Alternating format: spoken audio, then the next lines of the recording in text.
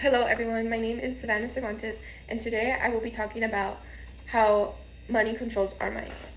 So, it is no secret that the cost of living has went up, and I feel like that can cause more stress on top of what we're already going through. Um, I feel like everyone's worried about how much money we have instead of how much peace we have. It's worrying about money is going to be a common issue no matter what economic class you're in. Personally, I feel like in my household, money was a topic that was discussed often, so I feel like that made me view money in a certain way. But today I'm going to talk about how money controls our relationships, our moods, our values, and our goals. The first topic I'm going to be talking about is money and relationships. So, money is a big conflict in marriages. In the article, How Attitudes About Money Affect Relationships, it states financial expectations or pressures can create resentment among family members or friends.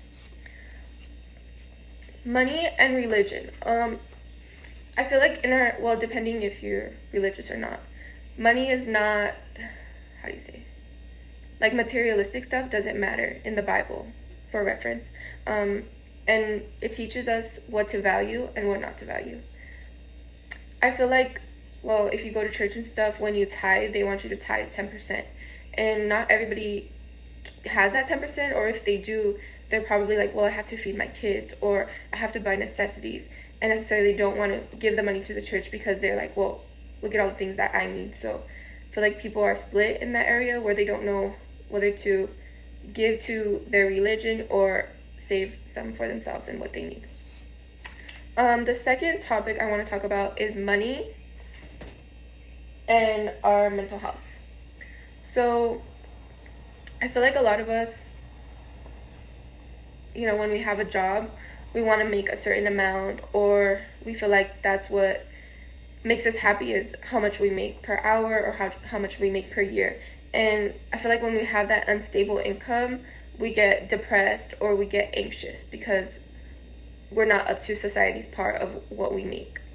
In the article, How Money Changes the Way You Think and Feel, it states job security can cause chronic stress, especially when people tie their self-worth to their employment status. The second point I want to talk about is obsessing over money. So I feel like obsessing over money can alter our emotional balance. We can feel less meaning in life.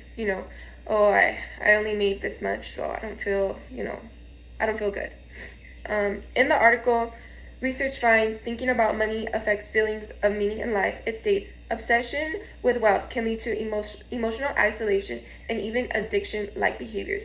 So maybe when someone makes a certain amount of money and then it could be they're in sales or something, and the next month they don't make that same amount of money, they're always overthinking, how am I going to get there? I need to hit that again, or they're just probably overthinking it too much, which causes, not a good emotional balance. The third thing I want to talk about is how money influences the values and goals we have in life. So, like I said, the idea of money and how much we make and how much you have kind of thing. So like a high paying job, like, personally I want to be a registered nurse, right? But I've always wanted to be a registered nurse since I was young, and I didn't really know how much money they make. Now I know there's other jobs where I can make the same amount of money or more. I could probably go to school to be a principal or a teacher or a professor. But that's not what I'm going to be passionate about or have. It's not my purpose in life. That's what I want to do. I work in school right now as an aide, and it is a fulfilling, a rewarding thing to do, but it's not my calling. It's not something I see myself doing and be fulfilled for the rest of my life. In the article, research finds thinking about money affects feelings of meaning in life. It states some lose sight of meaning in life while changing financial success. So they're not, how do you say? They lose the goals, the sight in life, like what really matters, our family, our friends, our relationships with, God, if you're religious, they take away from that and they're like, well, I just focus on getting money. I'm not going to worry about, building my relationships unless it's about money. The second part I want to talk about is how money affects how we see ourselves and others. So research shows that high income, when you make more money, it's more likely that you display like selfish or entitled behaviors. In the article, wealth can make us selfish and stingy. It states, material success can create a false sense of superiority and entitlement. So yes, money does make the world go round. We obviously need money to pay our bills, to pay our rent, to buy groceries. And I know it's like hard not to worry about those things when we need a roof over our head and we need to buy, necessities for ourselves, for self-care. But I feel like we don't think about the things like that we should be thankful for, like our health, our well-being.